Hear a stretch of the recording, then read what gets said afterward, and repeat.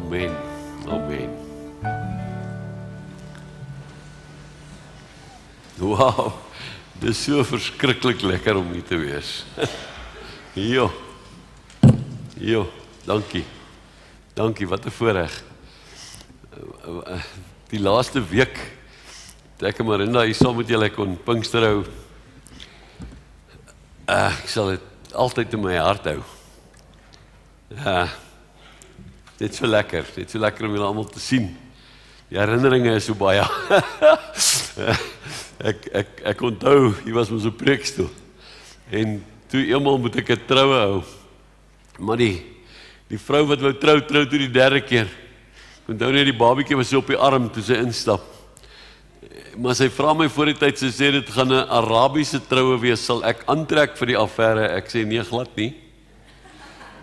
Maar soos die karre hier stop, toe klim die ouens uit, maar hulle het swaarde en hulle het goeters, Marinda sê, haai, jy kan nou nie dit aan hulle doen nie. Ek sê nee, ek gaan nie. Sy sê, ag nee, kom nou, jy gaan. En die passiespeler is net verby en die engel het so 'n goue rok gehad en Marinda sê, die engelse rok gaan jy nou aantrek. Nou het ek die engelse rok aan en die engelse band kom om my kop. En, maar hy het so 'n sloopie onderrok die ding. Toe ek nou hier teen die preekstoel opklim, toe trap ek daai onderrok. Nou ek tref my ken op daai trap, jy kan dit nie glo nie.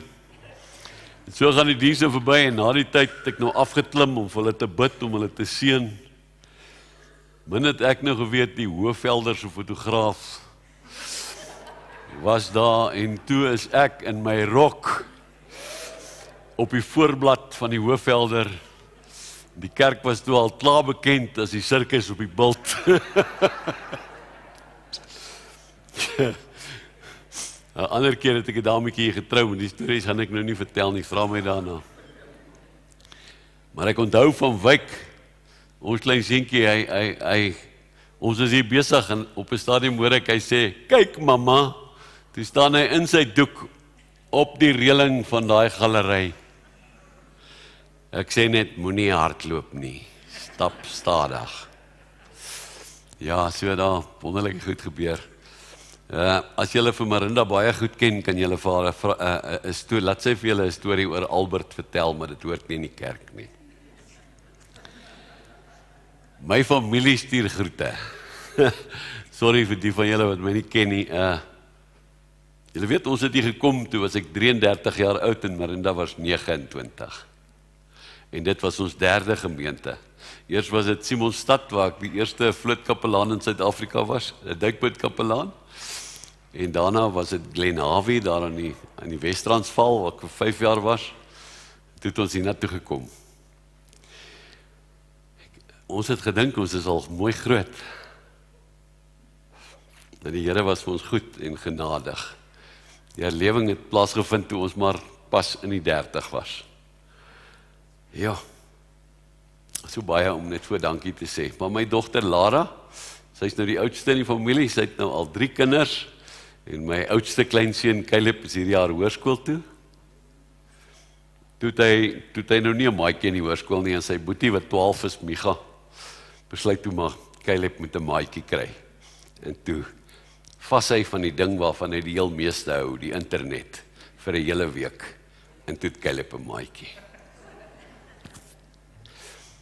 En dan het ons nog so 'n klein dogtertjie Rebecca, en dan Lukas. Nou julle vir Lukas, die Here het hom met sy diep stemmetjie gebruik in die begin van die herlewing, en staan ek op die preekstoel en dan stap hy in en sê hy, liewe Jesus het vir my 'n prentjie gegee. Dan sê ek, bly nou stil, dis pappa se plek. Sst. Dan later sê die ouderlinge, hulle daar gesit en Jakens, ek kan nie onthou wie waar nie. Dan sê hulle, laat hy maar sê. En as Lukas die woord gee, dan raak die Here die gemeente aan.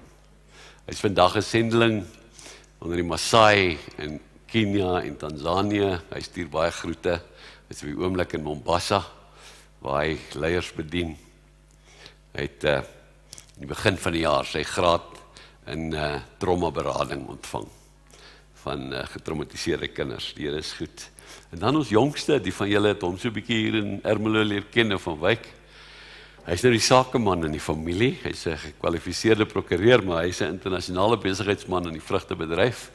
Hy lei nou die besigheid wat eers sy skoonpas in was, en die man is baie besig. Ons moet van hier af Nylstroom toe, en dan moet ons jaag Kaap toe, maar dan gaan ons kinders oppas, want dan gaan hy en sy vrou in Suid-Amerika werk.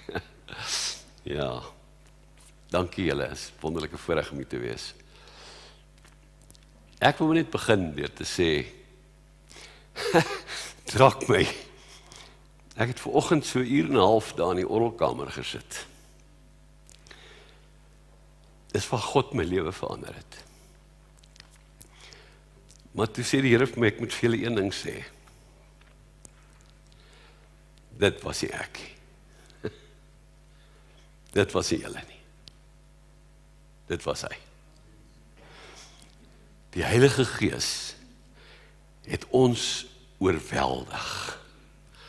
Ons het niks daarvan geweet nie, en ons het niks daarvan verdien nie. It was pure grace. Hy het net besluit, hier gaan hy sy gees uitstort, en hy het. Ons het geweet hoe nie, ons het nie geweet wat nie, ons het 'n paar mal ouens soos Charles leer ken. Maar hy het ook op daai stadium nie so baie geweet nie, die Here het alles geweet, en nie net met ons op pad geloop. As ek vanmôre iets daarvan vertel, julle, dis hy. Aan hom al die eer. Vader, mag ons nie eendag, een oomblik van u glorie steel nie. Ons wil dit alles vir u bring. Ons wil dit vanmôre vir u sê, op hierdie Pinksterdag. Wil ons vir u dankie sê, dis u werk. U het nie net daai tyd hier gewerk nie, u het lank voor dit hier gewerk. En u sal lank na vandag nog u werk. Want u is wie u is, en ons sê dankie. Amen. Die een vir wie ek die meeste dankie moet sê vandag is vir ou Rachel, sy was my sekretaresse. Lekker om jou weer te sien. Sy is die enigste sekretaresse vir wie ek ooit op voicemail 'n taal aangestuur het en van gesê, tik dit Rachel, dis vir Abel. Toe tik sy 'n 5 minute lange taal. Rabadashan Rabagutrub, ja, tik sy dit. En ons gee dit vir Abel. En Abel sit dit in sy sak. En hy kom by 'n vergadering, die Here was besig om hom uit die NG Kerk te haal na vernuwing toe, en hy het nie geweet wat moet gebeur nie. En daar staan 'n vrou wat besig is om die woord te bedien. En die vrou sê, there's one of you pastors among us who have a word from God in your left pocket. And Abel said, it's me. And they say, the Lord is saying, in the next few months, this and this and this, and this is what you're going to do. That is the interpretation of that word. Dankie dat jy dit getik het. Ek wil vanmôre met julle praat oor alles waaroor Waldo met julle gepraat het. Hy het my woord op woord kom vat. En ek voel heel bewerig na so 'n bekwame prediker om enigstens vanmôre met julle die woord te deel. Was dit nie lekker nie? Was dit nie wonderlik nie? Is julle nie bevoorreg om deel van so 'n netwerk te word nie? Wow! Die Here is goed. Nou my tema vanmôre dan is die nuwe lewe in en na Jerusalem. Die nuwe lewe, ek wou dit noem die herlewing, want toe dink ek, nee, die nuwe lewe. Die nuwe lewe in en na Jerusalem.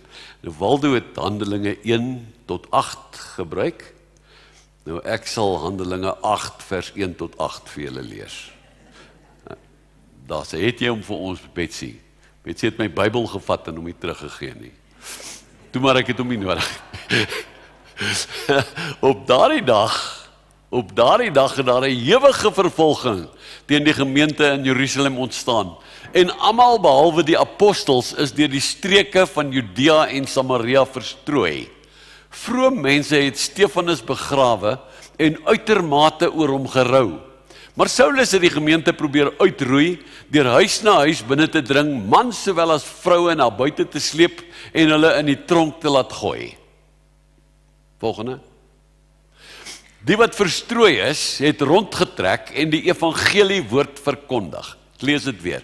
Die wat verstrooi is, het rondgetrek en die evangelie woord verkondig. En Filippus het in 'n stad in Samaria gegaan en Christus aan hulle verkondig. Dis een van die diakens. En toe die skare Filippus se woorde hoor en die teken sien wat hy doen, het hulle eenparig aandag gegee aan wat hy sê. Want die onreine geeste en baie mense het met groot geskreeu uit hulle uitgegaan en talle verlamdes en krepeles is genees. En daar het groot vreugde in daardie stad geheers. Ons lees dit saam. Maar nou terug na Handelinge 1 en daarvoor. Ek het vir julle gesê, ons was maar skaars 30 toe ons hier gekom het. Van julle jonger. Het julle geweet, Jesus en sy disippels was net so jonk. Jesus was maar skaars 30 toe sy bediening begin het en hy het sy lewe op aarde beëindig toe hy so hier by 33 was. Die enigste een onder hulle wat getroud is en hy was dalk seker al by die 30, was dan Petrus. En al die ander moes baie jonger gewees het. God kyk nie na hoe oud jy is voordat hy met jou werk. God het 'n merkwaardige span jong mense gebruik om met die grootste beweging ooit op die aarde te begin. Wat 'n pad was dit nie. Wat 'n groep was dit nie. Johannes die Doper. As jy gewonder het of die moord op fetusse sonde is, dan moet jy net gaan lees wat met hom gebeur het, toe Maria by sy ma Elisabeth aangekom het, en Jesus nog in haar was, en Johannes die Doper nog in Elisabeth was, hy het gejubel, en dit klink my, hy is net daar, as 'n fetus gedoop met die Heilige Gees. Verstommend, nee. Dan Andreas, die eerste een wat gegaan het, die eerste een wat vir Jesus gaan sê het, en Jesus het hom vir 'n dag lank saam met hom gevat, en toe is Andreas so opgewonde, en toe hardloop Andreas na Petrus toe. Andreas was nooit die leier nie, maar hy het die leier gaan haal. En daarna vir Nathaniel, die een sonder bedrog, en toe kom Matteus die tollenaar by. En daarna nog al die ander, Johannes en Jakobus, die seuns van Zebedeus, en Simon die Zeloot, en die Judasse. Wat 'n span jong mense. Dit lyk nie ook nie eers vir my of hulle gelowiges was toe hulle Jesus begin volg het nie. Ek dink hulle het maar aangaande begin glo. Hulle het dadelik begin volg, maar eers aangaande begin glo. Ja, Jesus het ongelowiges disipel. Dit het my kop 'n bietjie gerattel toe ek dit vir die eerste keer verstaan. Moenie dink 'n ou moet eers daai gebedjie gebid het, ek aanvaar Jesus as my persoonlike verlosser voor jy moet om 'n pad loop nie. Loop met hom 'n hele pad van waar af hy ook al kom. As hy maar net 'n gewilligheid het om Jesus se hart begin te sien. Ja, Johannes 16. Dis al omtrent aan die einde van Jesus se bediening. Daar by vers 30 en 31, dan sê Jesus vir die disippels, ek gaan nou nie meer met julle in gelykenisse praat nie, ek praat nou duidelik met julle. Dan sê hulle, nou glo ons dat u van God gestuur is. Dan sê Jesus vir hulle daar vers 30, glo julle nou? Dis aan die einde van 3 jaar. Glo julle dan nou? Wow! Net so vreemd was hierdie pad vir ons. Ons het ook nie in die begin geglo nie, in die Heilige Gees nie. My pa, hy het hier op Ermelo as 'n biologie en 'n wetenskaponderwyser begin. Ek is gebore op Ermelo, net die ander kant, in die kliniek. Annemarie van Vuren het my gebabysit toe ek 'n baba was. Maar nou ja, my pa het eendag so in 'n gesamentlike byeenkoms waar al die kerke bymekaar gekom het daar in die burgersentrum, het hy met sy kriekie opgestaan. En ek het gewonder wat gaan my pa nou sê, want ek het hom nie toestemming gegee om iets te sê nie, maar hy sou ook nie gevra het nie. En toe hy daar voorkom staan, toe sê hy, mense, ek wil net vir julle sê, ek het 'n dualistiese God aanbid, die Vader en die Seun, en hier in Ermelo ontdek ek nou die derde een, die Heilige Gees.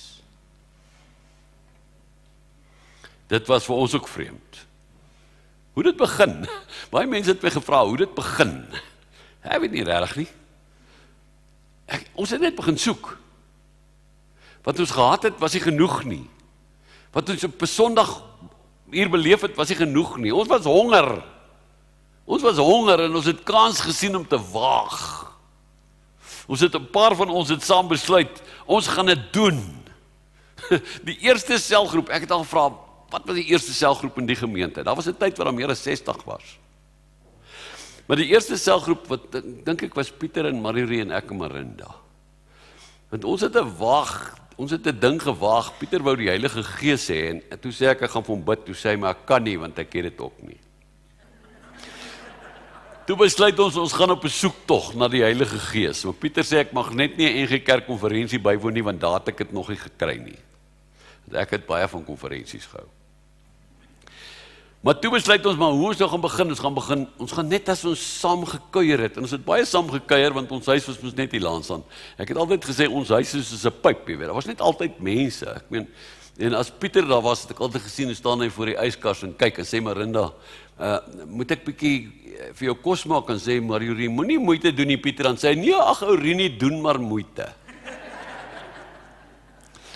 Maar so het ons, as ons saam gekuier en dan begin ons saam bid, weet julle, daai bid was aanvanklik vir ons verskriklik styf en vreemd en ongemaklik.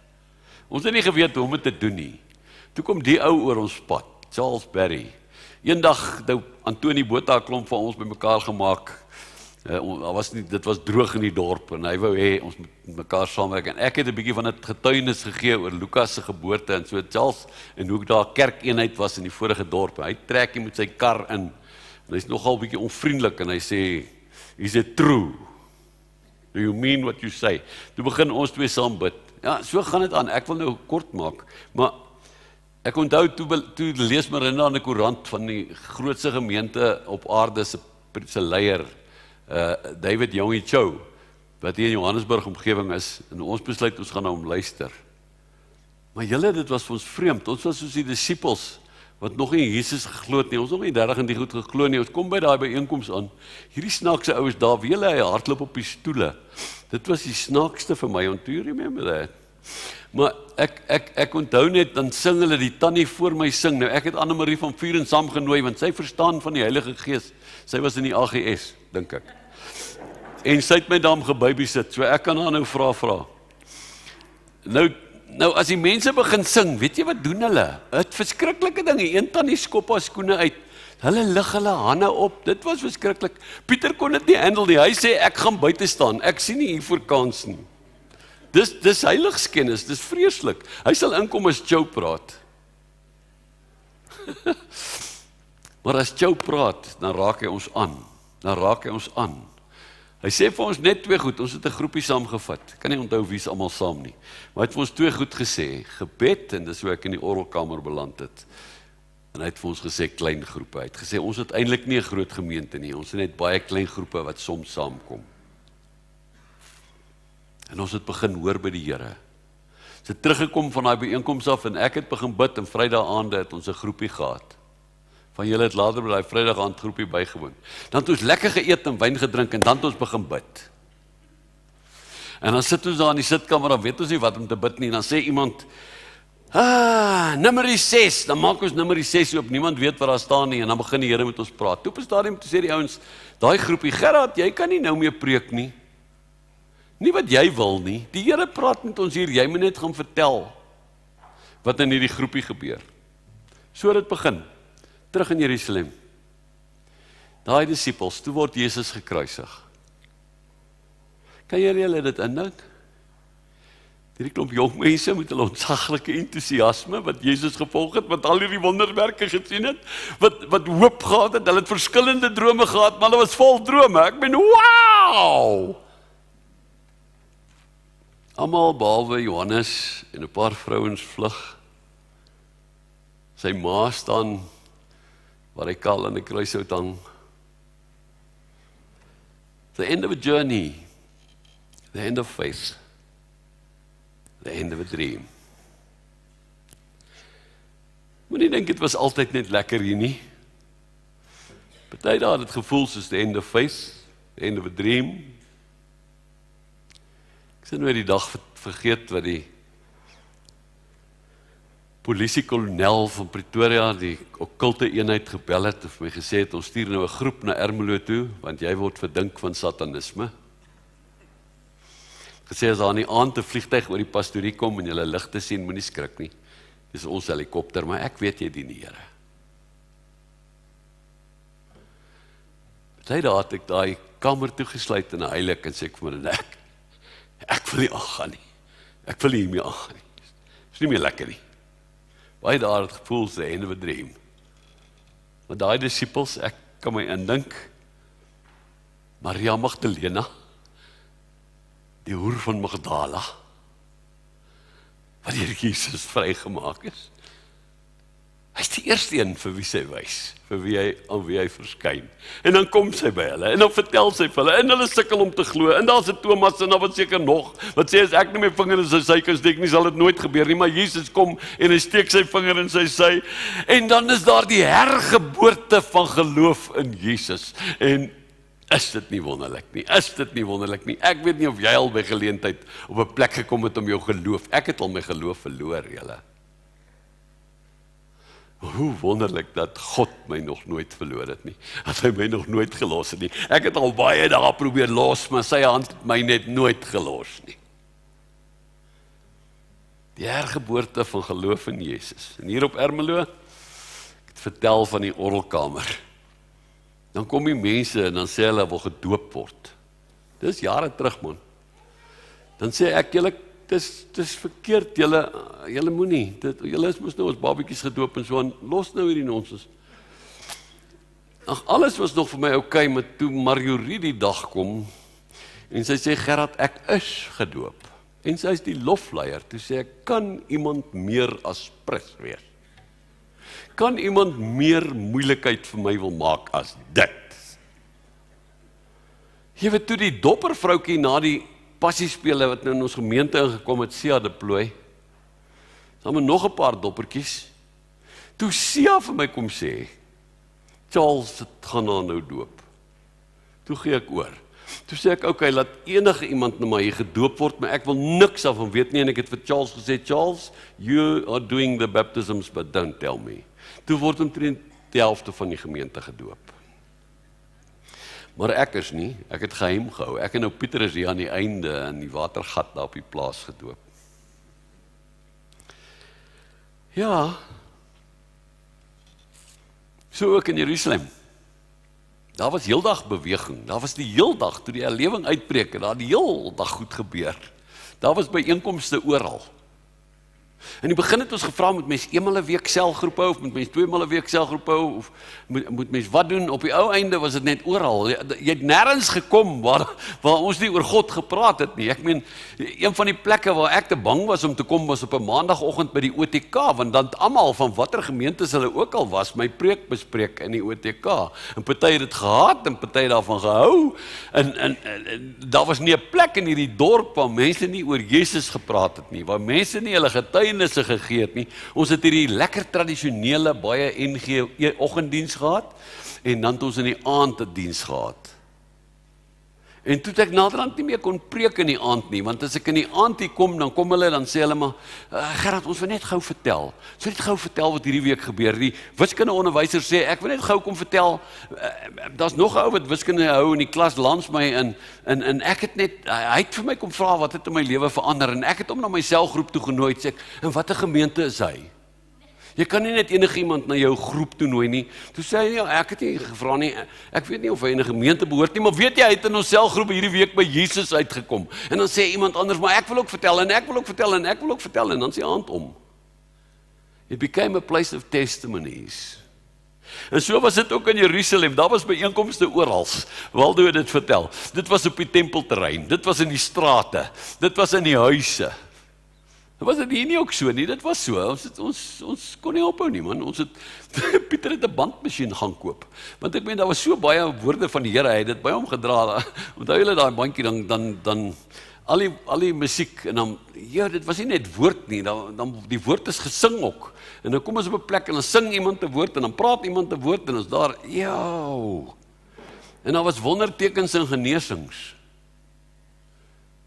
Hy's 'n ou in die gemeente gewees, ou Kobus van Wyk, hy was 'n landmeter, baie bekende ou in die gemeente, sy vrou het die beste bazaar ooit aangebied in hierdie gemeente, die om die wêreldmark, onthou julle, maar, Sy is dood hier in 'n motorongeluk, maar Kobus kry 'n beroerteaanval.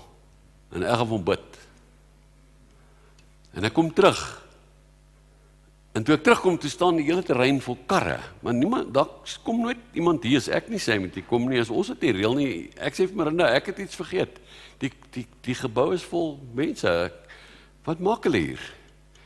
En ek stap in en ek sê, wat maak julle hier? Hulle sê, ons bid vir Kobus. Ek sê, hoekom bid julle vir Kobus? Nee, dat die Here hom moet genees. Ek sê, nee, weet jy, daai spesialist vriend van my het vandag gesê, ons moet sy huis verkoop, want sy beroerte is van so 'n aard, hy gaan nooit weer sy dubbelverdieping trap kan klim nie. Kobus gaan nooit weer dieselfde wees nie. Hulle sê, nee, ons bid vir sy genesing.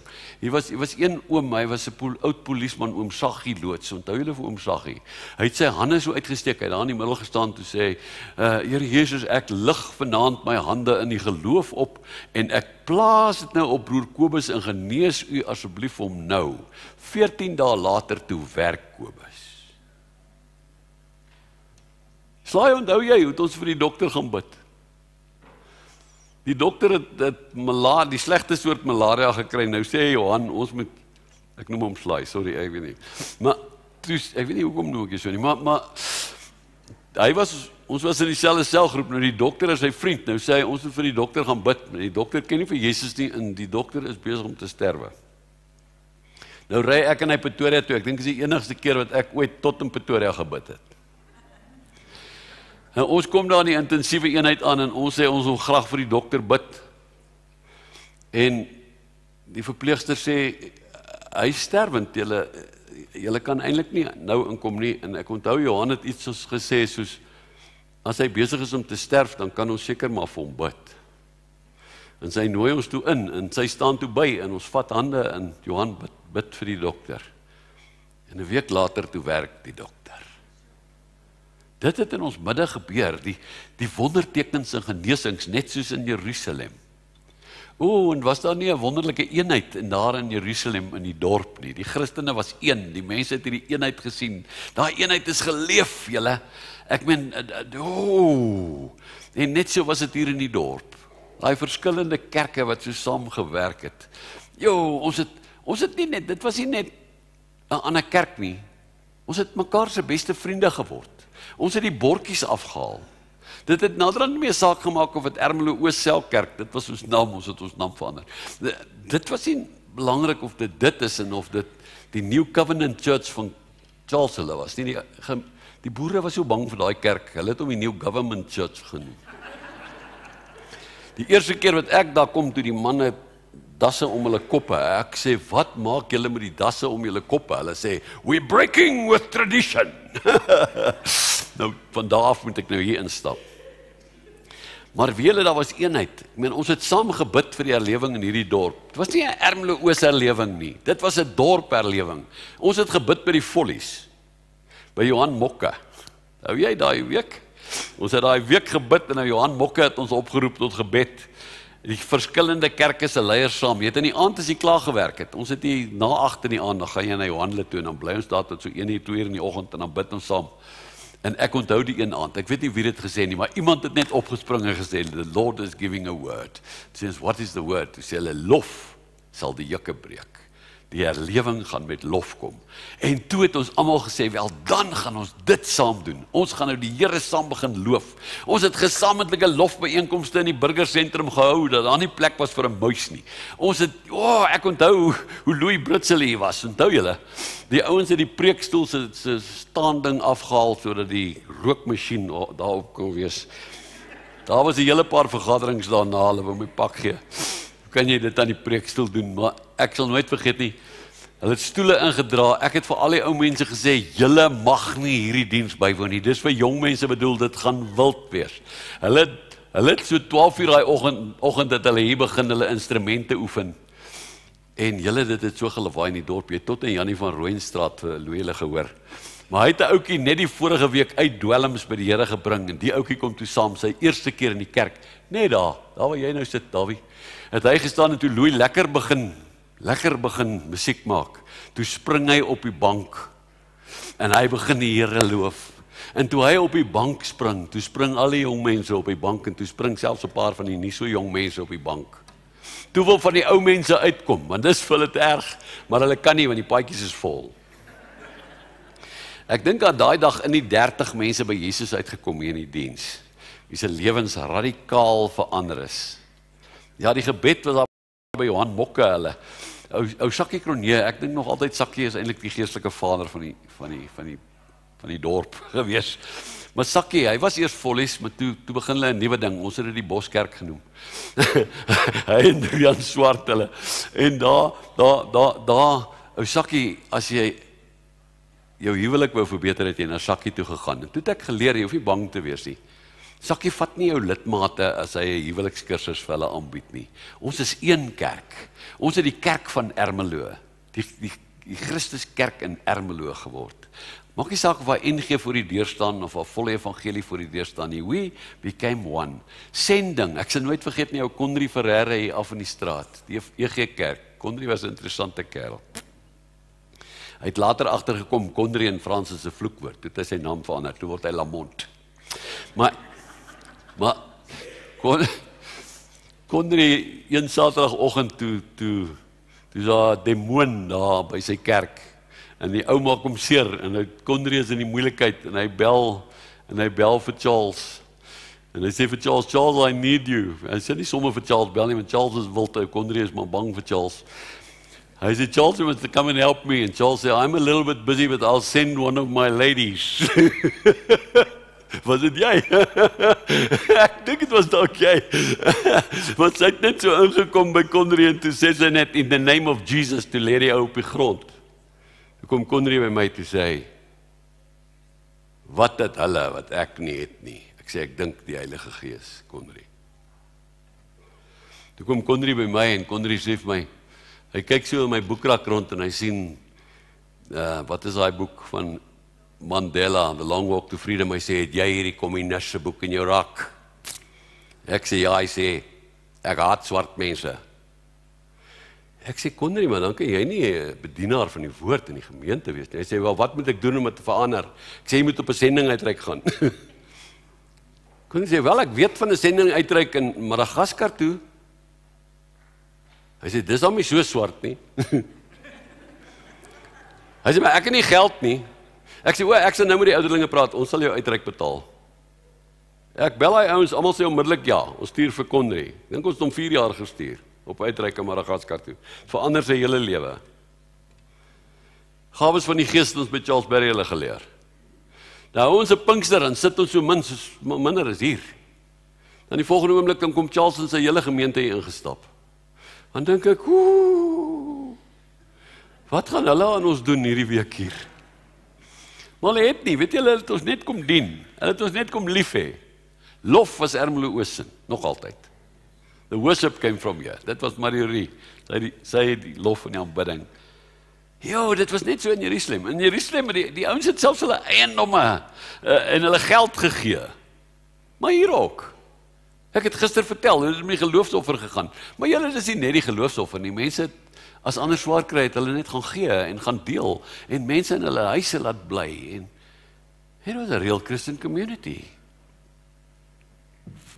En toe, in Jerusalem, kom die teestand en die vervolging. Jo, julle kan gaan lees daai Handelinge 1 vers 8. Handelinge 1 tot 8. Die leiers is eers gevang. Maar die mense was so aan die kant van die leiers, want sulke wonderlike goed gebeur, dat die ouens te bang was om hulle nou regtig ernstig seer te maak. Hulle het hulle maar net gaan geesel. Hulle het hulle maar net gegeesel. Hulle het hulle maar net met swepe, met ysterpunte aan gaan slaan.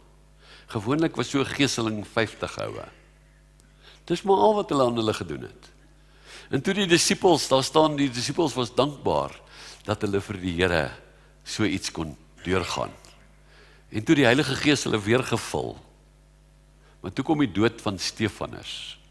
Ek het verlede week vir Marinda gesê, my rolmodel is Stefanus. Gaan lees. As ek kan droom oor 'n lewe, om so te lewe, dan sal ek graag wil lewe, as Stefanus geleef het.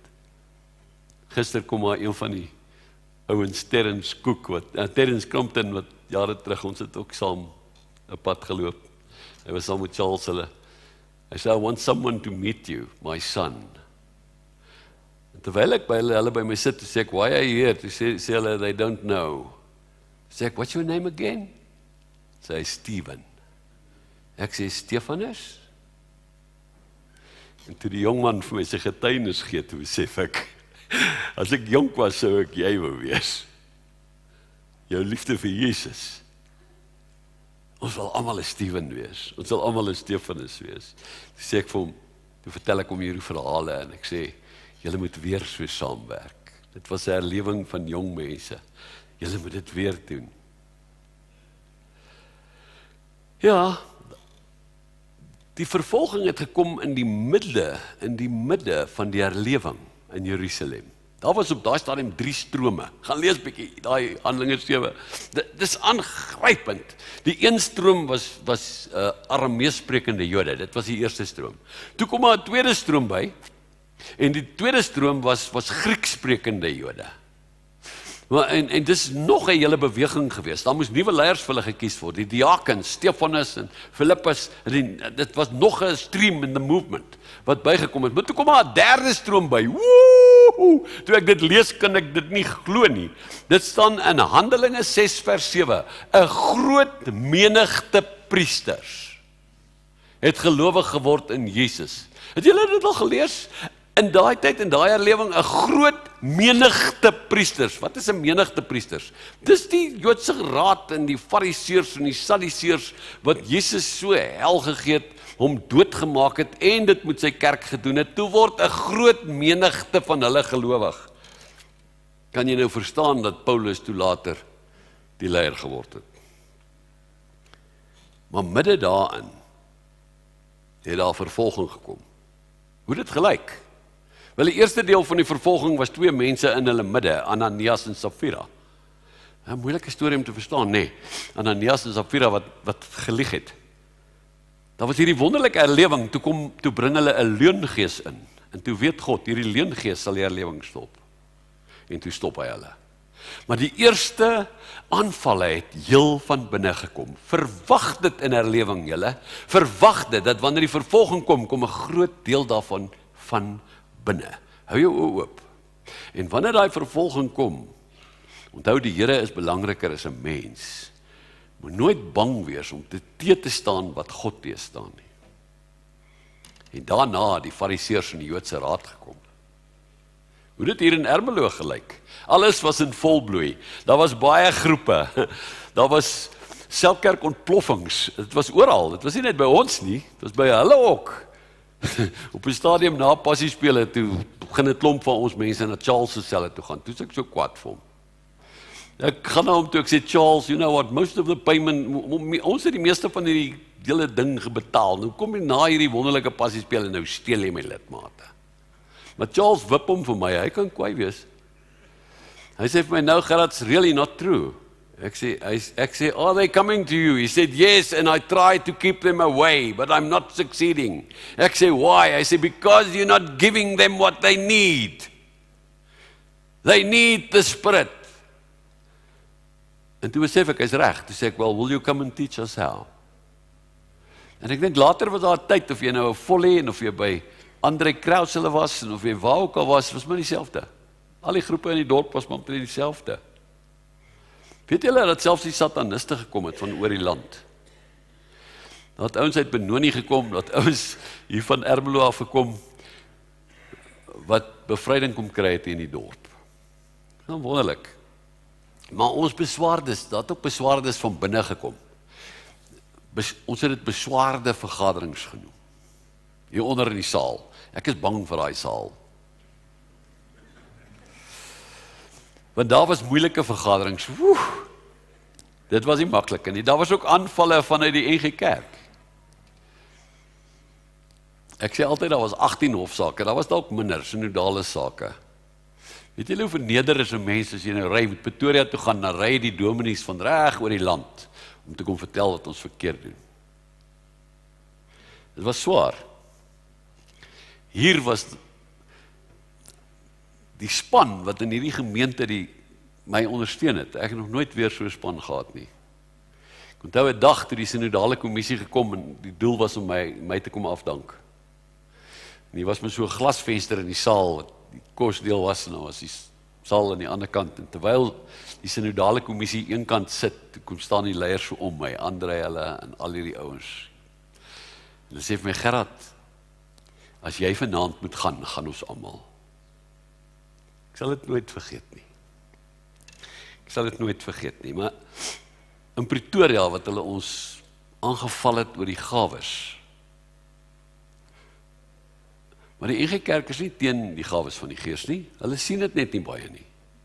So hulle kon ons nooit skuldig bevind nie, want hulle is nie streepteologie kerk nie. Hulle sien net nie die gawes nie en ons sien dit. Ek onthou eendag as ek in Skuilkraans. Dit was nou die groot kerk waar die moderator was. Toe is daar 2 ouens wat ek gedink is met een van 'n paar ouens, maar toe is net ek en nog 'n ou. En toe na die tyd toe is daar 6 ouens wat repliek gee op wat ek verkeerd gesê het. Ja, ons daai dag aangevat. En op 'n stadium toe sê ek vir die ouens, hoorie, julle het my onder 'n ander voorwendsel hiernatoe gebring. Ek het gedink ek moet net oor hierdie ding kom praat. Nou het ek gesien dit gaan eintlik oor my en oor wat ons leer. Nou ek het nou hierdie teologie vir julle verduidelik. Maar as julle almal klaar 'n preek gelewer het, wil ek vir julle vertel wat God doen, want die Here sê vir my in 'n stem wat ek letterlik kan hoor, praat die waarheid, vertel als wat daar gebeur. Julle 2 was nog saam. En na die tyd vertel ek als wat gebeur.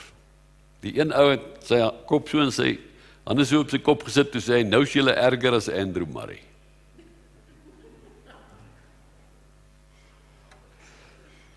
Maar daar het ouens na die tyd gekom in die nag, kom aanklop en kom sê, kan julle ons help?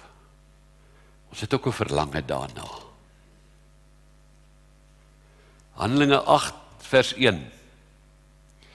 Op daardie dag het daar groot vervolging in Jerusalem uitgebreek. Op daardie dag het die herlewing in Jerusalem gestop. Op daardie dag het die kerk in Jerusalem leeggeloop. Wonder hoe was dit? Kyk, daar was apostels wat, en hulle is hoofsaaklik is hulle gebruik met die gawes. Dis hoe God begin het, hy het hulle gebruik. En nou staan dit op daardie dag die hele dorp leeggeloop en die apostels het oorgebly. Dit klink soos verskriklike slegte nuus, maar dit was eintlik 'n fantastiese dag, want op daai dag het 'n herlewing 'n beweging geword. You hear what I say? A revival became a movement of God. Want wat het gebeur? Waar hulle ook al gegaan het, onthou nou was hulle vlugtelinge. We call them internally displaced. Hulle nie huise gehad nie. Hulle het in Judea en Samaria het gevlug, hulle wil doodmaak, want Paulus is agter hulle aan. Saulus op daai stadium. Wie het ooit kon dink dat hierdie fanatiese vyand van Jesus, die hoof van die kerk sou kom word? Kan julle dink hoe bang was die mense toe dit nou regtig gebeur? Mens kan jou nie indink nie. Maar hy het, maar dis 'n ander hoofstuk. Want daar is sulke hoofstukke. Maar hulle het gegaan en hulle het die evangelie woord, daar staan die teks sê, hulle die evangelie woord verkondig waar hulle ook al gekom het. Hier was 'n herlewing in hierdie dorp en na die herlewing het mense wyd gegaan. Weet julle die wonderlike ding is, dit was nie net in die dorp nie, dit was in die CSV op Winkelspruit, dit was oral, maar soos wat die mense gegaan het, het hulle die evangelie woord met hulle saamgevat. Want wanneer die Gees van God 'n mens gevul het, wanneer jy gedoop is met die Heilige Gees, kan jy jou mond nie meer hou nie. En weet julle, as jy jou mond nie meer kan hou nie, maar die krag van God en die wonderwerke van God gaan daarmee saam, dan gebeur geweldige goed. Ek voel altyd so simpel, as ek getuig en daar kom siek mense, wat ek al ons bid vir hulle, en dan dink ek kan mos geen mens gesond maak nie, Gerard kan geen mens gesond maak nie, dan vertrou ons die Here vir wonderwerke en dan gebeur die wonderwerke. En weet julle, wanneer ek wonder of dit kan gebeur, dan dink ek altyd aan die gemeente. Want voordat hierdie preekstoel so lekker groot gemaak is, maar hy het al 'n trappie gehad, toe kom Cora Roots, ou Gert was die eerste sending, want hy vir Cora, sy moet geopereer word daai week, met 'n heup of 'n knie, ek kan nie onthou wat nie, maar sy kan nie loop nie. En sy stap hier op, en sy vra laat ons vir haar bid. En toe ons vir haar bid, toe stap sy daar af, sy is nooit geopereer nie. Ek loop haar nou so 'n paar jaar later weer raak, want Gert is nou in dieselfde organisasie as ek, All Nations, en ek sê, Korra, nou, hoe gaan dit? Sy sê, die Here het my daai dag 100% genees. Ek onthou die dag, dit was in die tyd van Vigs groot was, die ou vroukie hier gekom, met 'n getuienis dat sy HIV positief is, en ons het hier gestaan en vir haar gebid, sy het vir ons gewys, sy is HIV positief, en ons het vir haar gesê, jy moet nou terug aan dokter toe, en sy het teruggekom met 'n verslag dat sy genees is. Ek onthou dat 'n goeie dag hier 'n vroukie gesit wat 'n lesbier was, maar 'n ou dierbare meisietjie. Jy moet nooit omdat mense gebrokenheid het, en ons nie dink hulle is sleg nie. Ons moet hulle net lief hê. Love them to Jesus, don't judge them to Jesus. Love them to Jesus. Maar as jy so uitstap te sê, ek hoor ek wil net gou vir jou gebed doen. Ek weet wie sy nie, en ons gebed vir haar gedoen, en sy het uitgestap, en sy het vir haar man gesê, ek is genees. En sy het heeltemal genees. Ek onthou, was 'n ander vroukie, en baie van julle ken haar dalk, maar sy is nie meer, ek dink sy is meer in die dorp nie, maar sy het my kom sien, en sy was verskriklik moeilik, sy gee my net die hele tyd, vertel al die sleg wat in die gemeente aangaan, en ek is nou klaar. En sy stap hier in my kantoor in, die een dag, en die Here oortuig my, sy is 'n alkoholist, uit die gedagte kom op, sy is 'n alkoholist en sy is 'n lesbier. En ek sê vir haar, hoorie, ek gaan nou vir jou iets sê, en as ek verkeerd is, gaan jy nooit weer met my praat nie. Dit sê, maar ek ervaar net, die Here sê, jy het 'n probleem met alkohol, en jy is 'n lesbier. En die volgende oomblik slaan sy op haar knie neer, en sy sê vir my, lei my na Jesus toe. En sy dien hom vandag nog.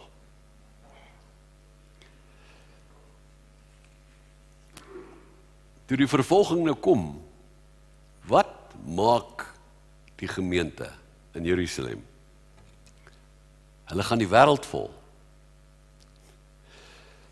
Filippus beland in Samaria. Wat gebeur in Samaria? Die wonderwerke van God. Want hulle hou nie op om die woord van die Here te verkondig nie. En waar dit net die apostels was wat die gawes gesien het daar in Jerusalem, ewe skielik is dit asof die Here al sy bonatuurlike krag op elkeen van daai lidmate uitstort. En daar begin die herlewing gebeur. En dit het ek by Charles geleer. Dis nie net pastore en ouens wat groot geleerdheid het wat deur die Here gebruik word nie. Die Here gebruik die eenvoudigste. Dis die einde van die hoofstuk van Jerusalem. Daar was nog 'n gemeente, en dit was nog 'n kerngemeente, maar toe word Saulus mos nou die vervolger, word die leier. Ermelo, die Here wyd gebruik, daar was 2 maal 'n woord oor Ermelo, dat dit 'n spiespunt gemeente is. Die een wat ek onthou is, die Miel Snyman het hier gestaan, hy het uit Marokko gekom, waar hy gaan help het met die vertaling van die woord, en hulle het hom gevang, en hy was vir 'n paar dae in die tronk, ons het verskriklik vir hom gebid, toe kom die Miel terug, Miranda se seun, en hy is vandag geleier ouderling in 'n wonderlike vernuwingsgemeente in Ellisras, maar hy het kom staan, en toe sê hy, was ook omtrent nog 'n skoolkind, en toe sê hy, die Here sê, Ermelo Oos is 'n spiespunt gemeente, wat die vlam oral in Suid-Afrika en wêreldwyd sal invat. Het ons nie al nie, het die Here dit nie gedoen nie. Die vlam in Suid-Afrika aangevat. Weet julle, ons het meer as 1000 ouens opgelei in die Serksel Kerk. Wie kan ooit die sneeukonferensie vergeet? Hier op Ermelo, die Here het gemeentes verander, die Here het mense verander, die Here het lewens verander. Oekraïne, Turkye, julle het gister al daai stories gehoor. Ek's klaar, maar ek het 'n gedagte, en julle sal dit moet toets, leiers, maar ek glo dat daar wag nog 'n uitstorting van God se gees op hierdie dorp. Ek bid nou al 'n paar maande vir die gemeente. Toe ek vir die gemeente begin het ek 'n boekie gebruik. En in die boekie het ek begin bid, en toe het dit 100 bladsye geword. En toe begin ek met 'n nuwe boekie, en sonder dat ek besef het, sit ek vanmôre in die orgelkamer. Dis nou full circle, en hier is ek weer op bladsy 100. En op bladsy 1 van die eerste boekie het die Here gesê, daar wag nog 'n uitstorting op Ermelo. Julle is weer 'n spiespunt gemeente. Moenie dink dit sal sonder vervolging wees nie. Julle gee nou 'n nuwe tree. Julle het 'n wonderlike tree gegee binne die konteks van die gereformeerde kring. En dit was deel van oom Ralph Neighbor se profesie oor hierdie gemeente, dat ons sal dit wees, maar toe het hy gesê, julle sal dit ook in Afrika wees, en sal dit internasionaal wees, maar hy het ook gesê, julle sal dit buite die kring van julle eie denominasie wees. En ek glo dat daai era, daai oomblik het nou aangebreek. Het voel vir my asof die Here, en mag julle nooit 'n slegte ding oor die NG Kerk sê nie. As julle dit doen, dan vat julle my geestelike moeder in die gesig. Dis by die NG Kerk wat ek Jesus leer ken het. Dis by die NG Kerk wat ons die herlewing beleef het. Dis by die NG Kerk het ek die woord van God in sonnaarskool gesien het. Dis daar wat ons die stories van Jesus kon leer vertel. Mag hierdie gemeente nooit een van daai veroordelende, kritiese gemeenskappe word nie. Mag God julle daarvan bewaar. Maar hy gaan julle nou weier as die NG Kerk gebruik. Toe Waldo hier kom, toe sê ek vir die Here, wat sê jy vir my van hom? Toe sê hy, dis hulle huis, hulle hoor daar. Dis julle nuwe netwerk, het julle al ooit 'n vreemde ou hier gehad wat so ingepas het? Julle gaan nou 'n volgende tree gee, 'n spiespunt tree, maar moenie dink julle gaan nie vervolging hê nie. Julle gaan vervolging hê, dit gaan nie maklik wees nie. Maar wat is die beginsel wat ons leer by Jerusalem, toe hulle uitgaan? Hulle is vervolg, toe het hulle gehoorsaam en die woord uitgedra, en toe het hulle die geleenthede wat God vir hulle gegee het gebruik. Daar gaan 'n klomp nuwe geleenthede vir julle voorlê, en julle moet dit gebruik. Ek is baie lief vir David Young, want dis by hom wat ons herlewing begin het, maar ek lees verlede week van hom.